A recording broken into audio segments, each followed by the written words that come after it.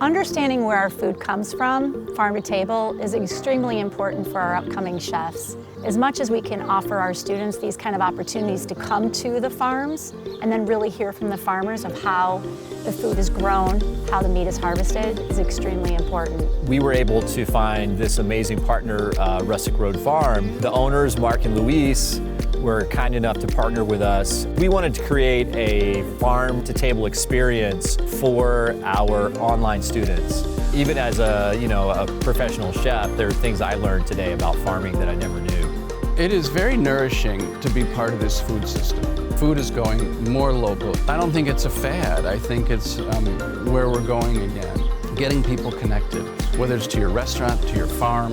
And if you can get people connected, you can keep them coming back. And so ultimately, that's what I hope they get out of this. It's really important for our online students to take advantage of these opportunities. They get to meet other fellow students, they get to meet their online instructors, and then also meet the staff that they're working with. I was able to put a face to the voice in the videos for class to my professors, my chef professors, and some other students. It's not just online. We get to have these kind of special events where students can come out. It helps kind of build that personal relationship, that uniqueness that we offer, where other schools might not offer this.